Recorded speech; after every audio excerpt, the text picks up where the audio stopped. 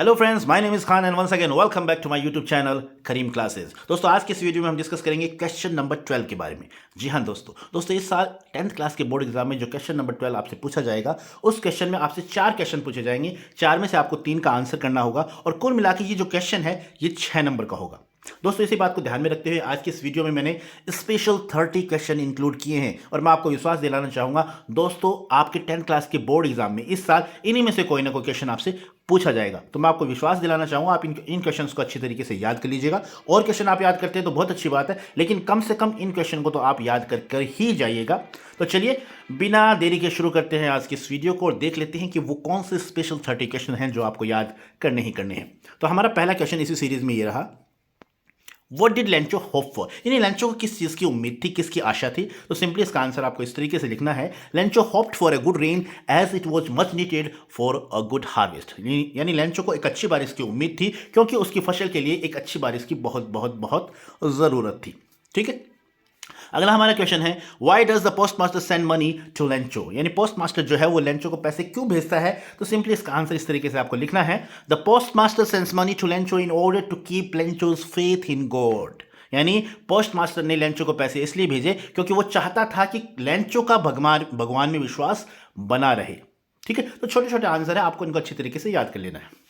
अगला हमारा क्वेश्चन है, थर्ड क्वेश्चन नंबर 3 हमारा ये रहा, why did Lencho not want money through mail, यानी लेंचो जो है वो मेल के जरिए पैसे क्यों नहीं प्राप्त करना चाहता था। तो इसका आंसर सिंपली आप इस तरीके से लिखेंगे, Lencho did not want money through mail because he thought that post office employees are a bunch of crooks. यानी वो पैसे मेल के जरिए नहीं प्राप्त करना चाहता था क्योंकि उसका ऐसा मानना था कि जो पोस्ट ऑफिस के कर्मचारी हैं वो एक बदमाशों का समूह है, यानी वो उन कर्मचारियों को बदमाश समझता था। Once again they can steal his money, और वह उसका ऐसा मानना था शायद वो उसके पैसे चुरा सकते हैं। यानी इस डर से वो नहीं चाहता था कि उसे जो बाकी बचे हुए पैसे हैं वो मेल के जरिए प्राप्त हों। तो इस तरीके से सिंपली आप अपना आंसर करेंगे। अगला हमारा क्वेश्चन है, question number 4, what idols does Nelson Mandela set for the future of south Africa, यानी साउथ अफ्रीका के भविष्य के लिए वो कौन कौन से आदर्श स्थापित करता है।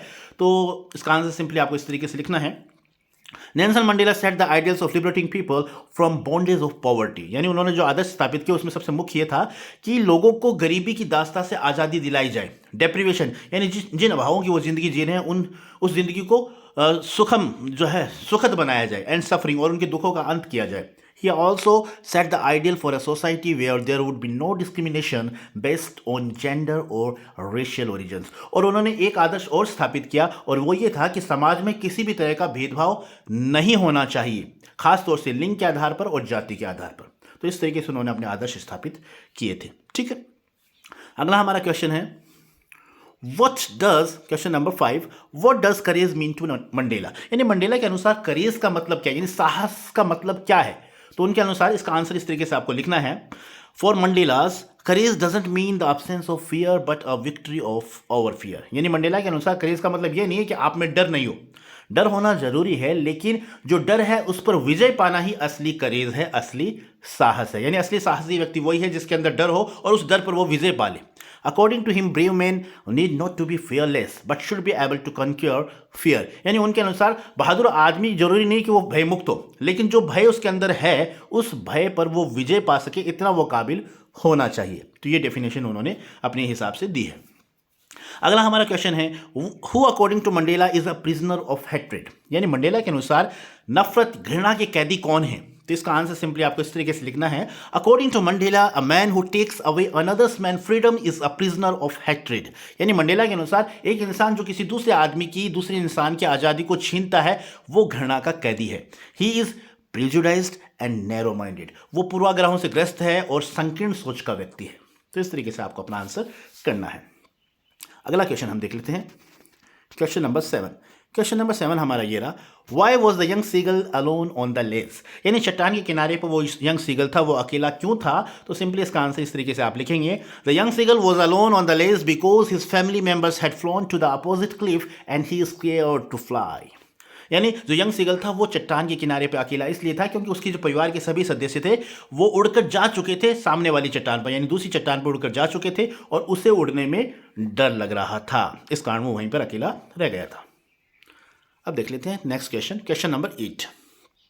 क्वेश्चन नंबर 8 हमारा ये रहा, how did the young seagulls how did the young seagull's parents try to motivate him to fly, यानी यंग सीगल्स की जो माता पिता हैं वो उससे मोटिवेट कैसे करते हैं, उड़ने के लिए कैसे मोटिवेट करते हैं। तो इसका सिंपली आपको आंसर इस तरीके से लिखना है, his parents came around calling him surely upbraiding him, threatening to let him starve in his legs unless he flew away, यानी उसके जो माता पिता थे वो उसके आसपास जोर जोर से चिल्लाते हुए उड़ते हैं, upbraiding him यानी उसे डांटते हैं, फटकारते हैं, threatening him उसे धमकाते हैं कि अगर तू उड़ा नहीं तो तू यहीं पर भूखा मर जाएगा, यानी इस तरीके से डराते हैं, धमकाते हैं और एक तरह से उसे मोटिवेट करते हैं उड़ने के लिए। ठीक है, अगला हमारा क्वेश्चन है, what difficulties does the narrator face inside the clouds. अब ये जो चैप्टर है जो ब्लैक एरोप्लेन वाला चैप्टर है उसमें से लिया गया question, what difficulties does the narrator face inside the clouds, यानी जो नरेटर है वो बादलों के अंदर क्या डिफिकल्टीज फेस करता है, क्या कठिनाइयां फेस करता है। तो इसका आंसर सिंपली आपको इस तरीके से लिखना है, inside the clouds everything was black, यानी बादलों के अंदर सब कुछ काला था, it was impossible to see anything outside the aeroplane, यानी एरोप्लेन से बाहर देखना असंभव था, यानी कुछ भी नजर नहीं आ रहा था, बाहर सब कुछ काला ही काला नजर आ रहा था। His plane was jumping and twisting in the air, और उसका जो हवाई जहाज था वो भी जंप करने लग गया था और गोते लगाने लगा था हवा में। तो ये प्रॉब्लम्स उसने फेस की थी। ठीक है, अगला हमारा क्वेश्चन है, why does Anne want to keep a diary. Anne जो थी वो डायरी क्यों रखना चाहती थी। तो इसका सिंपली आंसर इस तरीके से आप लिखेंगे, Anne a wants to keep a diary because she has no close friend to share her thoughts, यानी एन का जो है कोई भी क्लोज फ्रेंड नहीं था, इसलिए वो एक डायरी एक क्लोज फ्रेंड के रूप में अपने पास रखना चाहती थी। So the diary will help in getting all kinds of things of her chest, ताकि वो अपने दिल की सभी बातें उसे बता सके। ठीक है, तो इस तरीके से सिंपली आप अपना आंसर कर सकते हैं। अगला हमारा क्वेश्चन है, question number 11, Why was Mr. Kissing annoyed with Anne? What did he ask her to do? यानी जो मिस्टर किसिंग थे वो एन से क्यों नाराज हुए और what did he ask her to do, और उन्होंने उसे क्या करने को दिया, यानी पनिशमेंट के रूप में उन्होंने उसे क्या करने को दिया। तो सिंपली आप इसका आंसर इस तरीके से लिखेंगे, mister Keesing was annoyed with Anne because he talked too much in the class, यानी वो क्लास में बहुत ज़्यादा बात करती थी, इस कारण वो उससे नाराज थे। He asked her to write an essay, और उन्होंने पनिशमेंट के रूप में उसे कुछ ऐसे लिखने दिए थे। सबसे पहले तो उन्होंने ऐसे लिखने दिया था उन्हें ए चैटर बॉक्स टॉपिक पर, फिर उसके बाद उन्होंने दूसरा टॉपिक दिया था एन इनकोरिजिबल चैटर बॉक्स, और बाद में फाइनली उन्होंने एक टॉपिक और दिया था और वो था quack quack quack sad mister chatter box. तो इस तरीके से 3 टॉपिक्स पर उन्होंने उसे एन ए को ऐसे लिखने के लिए दिया था। तो इंपॉर्टेंट क्वेश्चन है, आप इस तरीके से याद कर लीजिएगा। अगला हमारा क्वेश्चन है, how did Anne justify her being a chatterbox in her essay, यानी अपने एसे में जो वो एसे लिखती है तो उस एसे में उसने अपने आप का चैटर बॉक्स होना किस तरीके से वो जस्टिफाई करती है। तो सिंपली आप इसका आंसर इस तरीके से लिखेंगे, Anne a justified it by saying that talking is a student trait, यानी एन ए अपने आप को जस्टिफाई करती है ये कहते हुए कि बातें करना तो एक स्टूडेंट का गुण होता है। Moreover she inherited from her mother who too was talkative like her, और इसके साथ ही साथ उस ये गुण जो है उसे अपनी माँ से विरासत में मिला है, क्योंकि उसकी माँ भी उसी की तरह बहुत ज़्यादा बातूनी थी।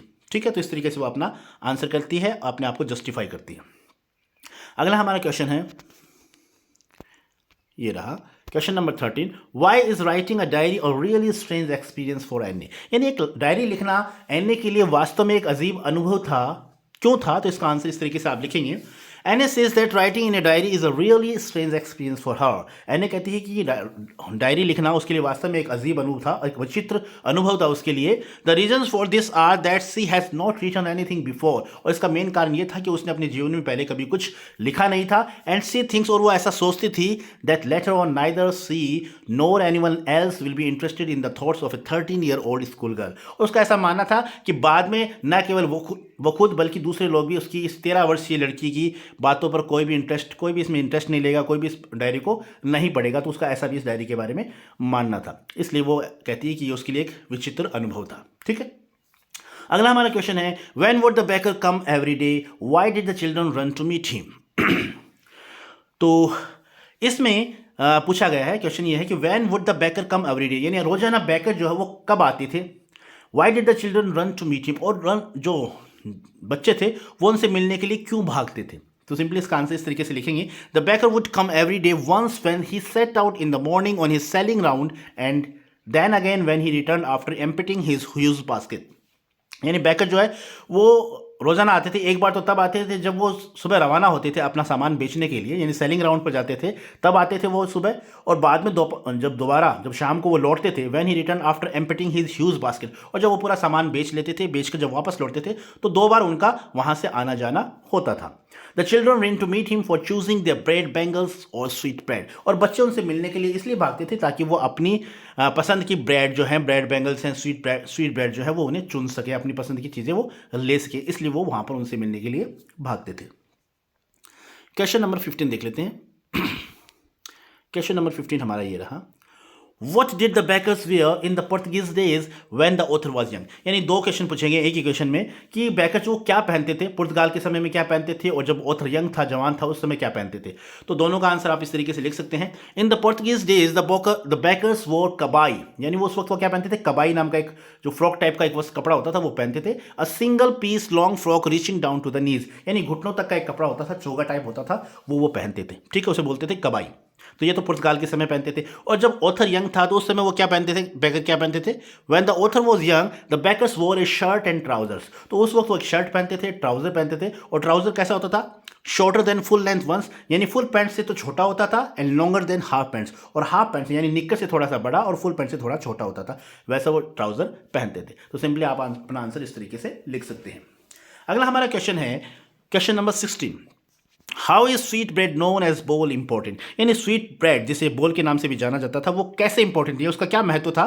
तो सिंपली आपको इसका आंसर इस तरीके से लिखना है, it is used in a party और अ फीस्ट और एन एंगेजमेंट फंक्शन, यानी पार्टी में भी इसका इस्तेमाल किया जाता था, दावतों में, बड़ी बड़ी दावतों में भी इसका इस्तेमाल किया जाता था, एंगेजमेंट को सगाई के फंक्शन होते थे वहां पर भी इसका इस्तेमाल किया जाता था, इसको प्रमुखता से शामिल किया जाता था। It is a must for Christmas as well as other festivals, और त्योहारों पर, खासतौर से क्रिसमस पर भी इसका काफ़ी महत्व था। तो इस तरीके से इसकी इंपॉर्टेंस को बताया गया है। ठीक है, जो स्वीट ब्रेड है, जैसे बोल के नाम से भी जाना जाता है, उसके महत्व को इस तरीके से इस चैप्टर में बताया गया है। अगला हमारा क्वेश्चन है, वेयर इज कुर्ग, ये कुर्ग कहाँ है, इंपॉर्टेंट क्वेश्चन है। Coorg is the smallest district of Karnataka, यानी कर्नाटक का एक छोटा सा जिला है ये। It is situated Midway between Mysore and the coastal town of Mangalore, यानी मैंगलोर और मैंगलोर के तटीय इलाके और मैसूर के बीच में ये स्थित है। It looks like a piece of heaven, और ऐसा लगता है जैसे जन्नत है, drifted from the kingdom of God, ऐसा लगता है जैसे भगवान के एक साम्राज्य का एक टुकड़ा जो है छिटक कर अलग हो गया हो, एक तरह से जन्नत की तरह लगता है। ठीक है, अगला हमारा क्वेश्चन है, what is the story about the Kodavu people's descent, यानी कोडाऊ जो लोग हैं उनके पूर्वजों के बारे में, वंशजों के बारे में क्या कहानी है। तो उस कहानी के बारे में इस तरीके से चैप्टर में बताया गया है, आप इस तरीके से अपना आंसर कर सकते हैं। They are possibly of Greek और अरेबिक डिसेंट, यानी इन्हें ऐसा माना जाता है कि ये ग्रीक के वंशज हैं या अरब के, ग्रीक और अरब का वंशज इन्हें माना जाता है। इट इज बिलीव्ड, ऐसा विश्वास है, that a part of Alexander's army stayed back and married local women, ऐसा माना जाता है कि अलेक्जेंडर की सेना जब यहाँ पर आई थी तो उसका सेना का एक हिस्सा जो है वो यहीं पर रह गया था, और फिर उन लोगों ने यहीं पर लोकल महिलाओं से, स्थानीय महिलाओं से शादी कर ली। So the present race is a mixture of both culture, तो इस कारण जो वर्तमान यहाँ पर जो जाति है, एक तरह से दोनों संस्कृतियों का एक मिक्स कल्चर उन्हें माना जाता है। और दूसरी एक खास बात और थी जो अरब से सिमिलर इनको करती है, सिमिलरिटी दिखाती है अरब के साथ, तो वो ये थी द कुपिया, एक कुपिया नाम का कोट पहनते हैं, a long black coat with embroidered waist belt, जिसके ऊपर कशीदा नक्काशी किया हुआ वेस्ट, कमर पर बांधा हुआ एक बेल्ट होता है जिस पर नक्काशी की होती है, तो वैसा एक बड़ा कोट पहनते हैं। ठीक है, ये कोडाऊ पीपल जो है एक वैसा ही कुपिया, जिसे कुपिया बोलते हैं, वैसा कोट पहनते हैं। वॉर्न बाय कुर्गीज, यानी कुर्गी लोगों द्वारा ये कोट पहना जाता है। इज सिमिलर टू द कुफिया वॉर्न बाय अरब्स, और ये समानता लिए हुए कुफिया, यानी कुफिया जो अरब के लोग जो बड़ा कोट पहनते थे उसके जैसे मिलता जुलता ये कोट है, इसलिए ऐसा माना जाता है कि ये जो है ग्रीक और अरब के वंशज हैं। ठीक है, तो इस तरीके से अपना आंसर आप कर सकते हैं। अगला हमारा क्वेश्चन है, what are the adventurous sports that Coorg offers to the tourist, यानी वहाँ पर कौन कौन से गेम होते हैं, सिंपली क्वेश्चन ऐसा पूछा गया है, तो इसका आंसर आप इस तरीके से कर सकते हैं। There are many sports like river rafting, अब ये गेम्स हैं, इनके नाम आपको अच्छी तरीके से याद कर लेने, जैसे रिवर राफ्टिंग है, कनूइंग है, रैपलिंग है, रॉक क्लाइंबिंग है, माउंटेन बाइकिंग है, which can be enjoyed while in Coorg, जब आप कुर्ग में जाते हैं तो वहाँ पर इन गेम का आप आनंद ले सकते हैं। और इसी के साथ साथ besides it numerous walking trails, काफ़ी वहाँ पर असंख्य पगडंडियाँ हैं जिस पर जो है पैदल चालक जो होते हैं वो चलते हैं और उनको काफ़ी प्रिय भी होती है वो, तो इस तरीके से आप अपना आंसर कर सकते हैं। अगला हमारा क्वेश्चन है, इंपॉर्टेंट क्वेश्चन है, what is the Chinese legend about T, यानी टी के बारे में चाइनीज कथा क्या है, पौराणिक कथा क्या है, तो इसका आंसर आप इस तरीके से लिखेंगे, one Chinese emperor had the habit of taking boiled water. एक बार क्या था कि एक चाइना का एक सम्राट था जिसे उबला हुआ पानी पीने की आदत थी। One day when water was boiling, एक दिन जब पानी उबल रहा था, some leaves of the burning tree fell into the boiling water, तो कुछ पत्तियां जो नीचे टहनी जल रही थी, उस टहनी की कुछ पत्तियां उछलकर उस पानी में गिर जाती हैं। दे मेड इट डिलीशियस, और इससे पानी का टेस्ट जो है वो स्वादिष्ट बन जाता है। It is said that they were tea leaves, और ऐसा माना जाता है, तभी से ऐसा माना जाता है कि वो जो पत्तियां थी वो चाय की पत्तियां थी। ठीक है, तो ये तो थी इनकी चाइनीज पौराणिक कथा। एक क्वेश्चन और बनता है इसी से, वो इंडियन के बारे में है कि इंडियन लीजेंड टी के बारे में इंडियन लीजेंड क्या है, तो वो भी आप याद कर लीजिएगा, दोनों ही इंपॉर्टेंट क्वेश्चन है। What is the Indian legend about T, यानी टी के बारे में भारतीय पौराणिक कथा क्या है, तो इसका आंसर ये हो जाएगा, Bodhidharma a Buddhist monk while meditating felt sleepy, यानी बोधिधर्मा नाम के एक बुद्ध मॉन्क थे जो एक बार तपस्या कर रहे थे, तो उस वक्त उन्हें नींद आ रही थी। In order to avoid it, अब नींद से बचने के लिए he cut off his eyelids and threw them, उन्होंने अपनी आंखों की पलकें काट ली और उन्हें फेंक दिया। 10 sapling sprouted out of them, और उन पलकों से 10 पौधे तैयार हुए। When their leaves put into hot water and drink they banish sleep, और जब उन पत्तियों को, यानी उन पौधों से जो पत्तियां प्राप्त हुई, उन पत्तियों को जब गर्म पानी में डाला जाता है तो जो नींद है वो भाग जाती है, यानी नींद गायब हो जाती है। It is generally said that they were tree leaves, और उनके बारे में ऐसी मान्यता है कि वो जो है चाय की पत्तियां हैं। ठीक है, तो इस तरीके से 2 कथाएं थी इन क्वेश्चन को आप अच्छी तरीके से याद कर लीजिएगा। अब हमारा क्वेश्चन नंबर 22, क्वेश्चन नंबर 22 हमारा ये है, what game had Mizo invented, यानी मिज जो ऑटर था, मिजबिल था जिसे मिज के नाम से वो पुकारता था, उसका जो राइटर जो है हमारे, तो उसने कौन सी गेम का आविष्कार किया था, तो सिंपली इसका आंसर आपको इस तरीके से लिखना है, Mij had invented the game of rolling the ping pong ball, यानी टेनिस की बॉल को लुढ़काने वाला गेम उसने आविष्कार किया था। He would keep the ball on the raised end of the damage suitcase and allow it to run down to the length of it, यानी वो क्या करता था, यानी लेखक के पास में एक जो राइटर जो थे हमारे, उनके पास में एक सूटकेस था जो खराब सूटकेस था, उस सूटकेस के ऊपरी उठे हुए हिस्से पर ले जाकर उस बॉल को वो रख देता था और बाद में उसे नीचे लुढ़कने देता था और फिर सामने से भागकर उस बॉल को वो पकड़ता था, तो इस तरीके से वो उस बॉल के साथ खेलता था। ठीक है, तो इस तरीके से उसने एक गेम का आविष्कार किया था। आपको इस तरीके से अपना आंसर करना है।